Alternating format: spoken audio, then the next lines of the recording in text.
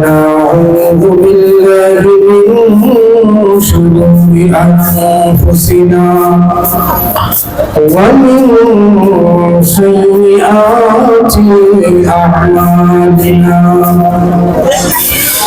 من يهده الله فلا مضل له ومن يضلل فلا هادي له ونشهد أن لا إله إلا الله وحده لا شريك له الذي أرسله الله بالحق بشيرا ونذيرا وداعيا إلى الله بإذنه وسراجا منيرا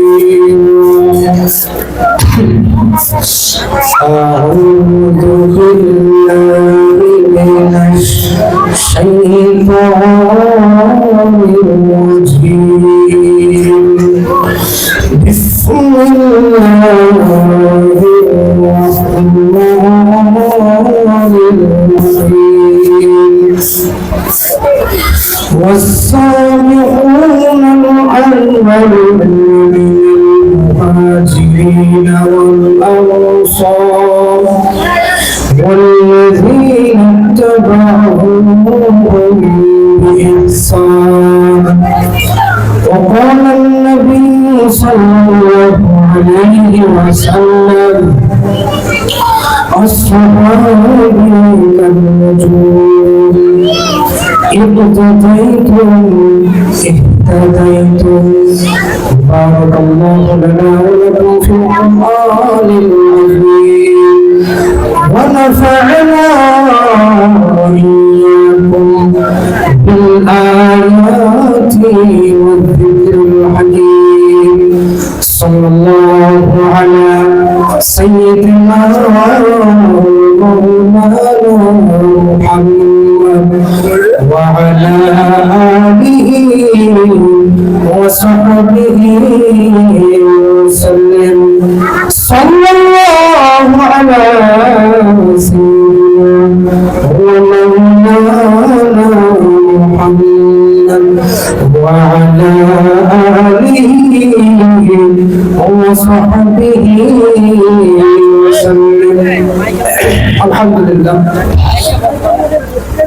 تهذيب الأمة মাদ্রাসা কর্তৃক আজকের এই আজিমুসান ইসলামিক কনফারেন্সের অত্যন্ত শ্রদ্ধেয় ভাইজান সভাপতি মুআজ্জাজ মুকাররম উলামায়ে কেরাম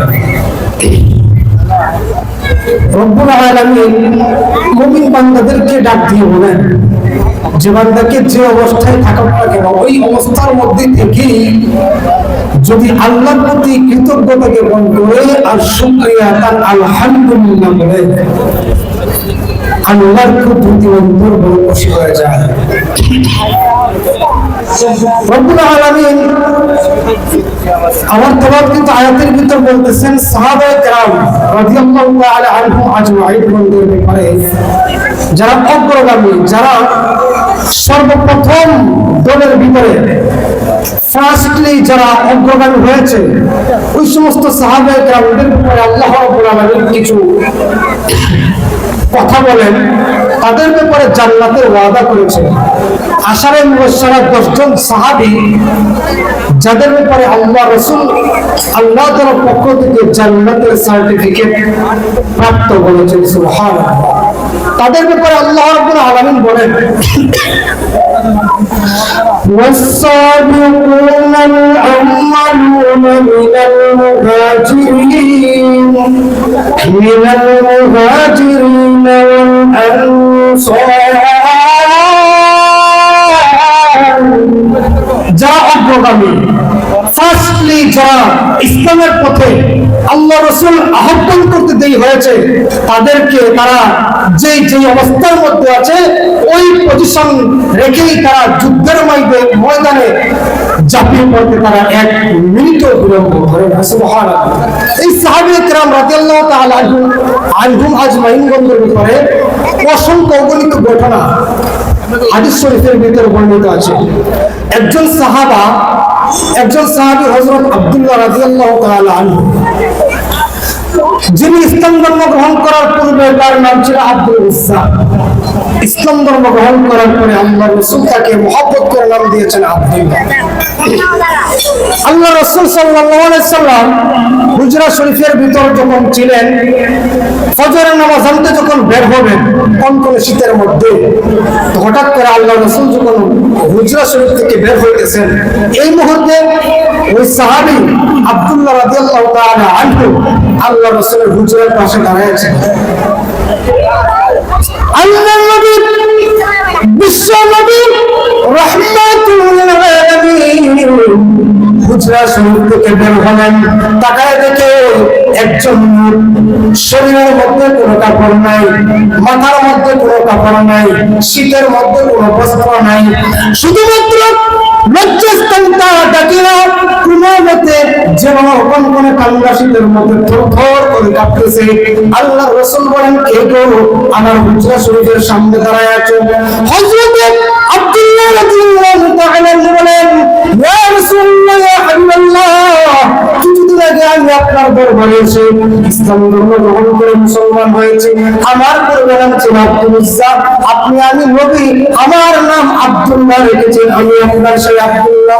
আল্লাহ নবী সাল্লাল্লাহু আলাইহি রাহমাতুল লিল আলামিন আচমকা হয়ে গেলেন, আরে আব্দুল্লাহ, এই অবস্থা কেন তোমার? তুমি তো ধনী পরিবারের সন্তান, সকালে একটা কাপড় পরিধান করে আমার সাথে দেখা করতে, বিকালে আরেকটা কাপড়, আরেক সেট কাপড় চেঞ্জ করে আমার সাথে দেখা করতে, রাতে আরেক সেট কাপড় পরিধান করতে, বিত্তশালী পরিবারের সন্তান। আল্লাহ নবী সাল্লাল্লাহু আলাইহি রাহমাতুল লিল আলামিন আব্দুল্লাহকে বলেন, হ্যাঁ আব্দুল্লাহ, এই অবস্থা কেন তোমার? আব্দুল্লাহ রাদিয়াল্লাহু তাআলা আনহু চোখের পানি জড়জড় করে ছেড়ে দিয়ে বলছে, ইয়া রাসূলুল্লাহ, ইয়া হাবিবাল্লাহ, আমি আপনার দরবারে আসা যাওয়া করি, ইসলাম ধর্ম গ্রহণ করেছি, আমার পরিবার সহ্য করতে পারে না, আমার আব্বা আমার আম্মা আমার ঘরের মধ্যে জায়গা দেয় না। বলে কেন? বলে, তুমি আমাদের ধর্মের মধ্যে চুনকালি লাগাইয়া তুমি কেন মুহাম্মদ পাগলের ধর্ম, নাউজুবিল্লাহ, তুমি কেন পাগলের ধর্ম ইসলাম গ্রহণ করেছো? তোমার ঘরের ভিতরে তোমার জায়গা নাই, সম্পত্তি থেকে ত্যায্য করলো, পুত্র সন্তান ত্যায্য করলো।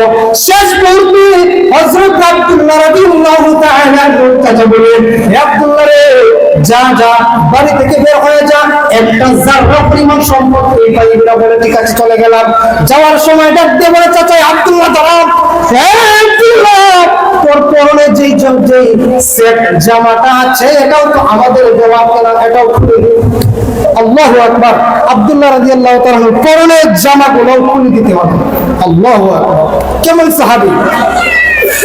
আল্লাহ নবী বিশ্বনবী রাহমাতুল লিল আলামিন তাকে আব্দুল্লাহ এই কথাগুলো বলতেছেন, ইয়া রাসূলুল্লাহ, ইয়া হাবিবাল্লাহ, আমি যখন চলে আসতেছি শেষ মুহূর্তে ঘরের ফাঁক দিয়ে আমার আম্মা জান ডাক দিয়ে বলেন, হে আল্লাহর গোলাম বাচ্চা, কোথায় যাও? বলে, আমি আমার জীবন বিসর্জন দিতে পারি, কিন্তু বিশ্বনবীর দরবার ছাড়তে রাজি না। মায়ের মায়া বেশি হওয়ার কারণে মা একটা ছোট্ট নেত্রা দিয়েছে, কোন রকম স্থানটা দেখে আপনার দরবারে চলে এসেছে। আল্লাহ নবী এই কথাগুলো শুনিয়া চোখের পানি থরথর করে ছেড়ে দিয়েছে, আর বলে, আব্দুল্লাহ, ইসলামের জন্য এত কষ্ট বিসর্জন দেওয়ার জন্য কে তোমাকে বলেছে?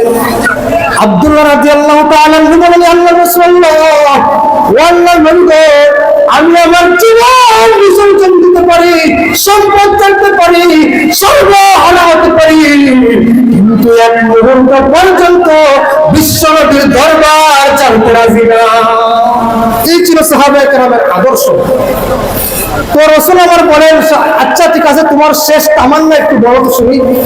আল্লাহ রাসূলের কাছে যখন বলতেছেন, আব্দুল্লাহ বলেন, ইয়া রাসূলুল্লাহ, আমার তো জীবন সব শেষ, আমার আর কিছু চাওয়ার পাওয়ার নাই, আপনি একটু আল্লাহর কাছে দোয়া করেন না, শাহাদাতের মর্যাদা যেন আল্লাহ নসিব করে। আল্লাহর নবী হাত তুলতে দেরি, দোয়া কবুল হইতে দেরি না, রব্বুল আলামিনের কাছে দোয়া করে ফেলেছেন। তাবুকের যুদ্ধের মধ্যে গেলেন, আব্দুল্লাহ রাদিয়াল্লাহু তাআলা আনহু পথের মধ্যে অসুস্থ হয়ে মারা গেলেন। বিশ্বনবী ঘোষণা দেন, যদি কোনো আল্লাহর গোলাম আল্লাহর রাস্তায় জিহাদের জন্য বের হয়, যদি যুদ্ধ নাও করতে পারে, এমনিতেই মৃত্যুবরণ করলেও শাহাদাতের মর্যাদা পাওয়া যায়। সংক্ষেপ করতেছি, বিশ্বনবী নিজে তার জানাজার নামাজ পড়াইয়া নিজের হাতে তুলিয়া বলেন, ইয়া আল্লাহ, এই আব্দুল্লাহর লাশটা আমি তার প্রতি রাজি, মেহেরবানি করে তুমিও রাজি হয়ে যাও। আজকে আমি নবীজির হাত থেকে তোমার রহমতের ফুলে স্থানান্তরিত করতে চাই। বিশেষ করে সাদ ইবনে আবু ওয়াক্কাস রাদিয়াল্লাহু তাআলা বলেন, এ আব্দুল্লাহ, এই লাশটা যদি তোর না হয়ে আমার হয়তো বড় ভাগ্য ছিল। এই জন্য ভাই দোস্ত বুজুর্গ, সাহাবায়ে কেরামের ত্যাগ তিতিক্ষা বিসর্জন কল্পনাও করা যায় না। আমরা যদি তাদেরকে ইক্তিদাইতুম অনুসরণ করে চলতে পারি, জীবন কামিয়াবি হবে। আল্লাহ আমাদেরকে কবুল করুন, আমিন। ওয়া মা আলাইনা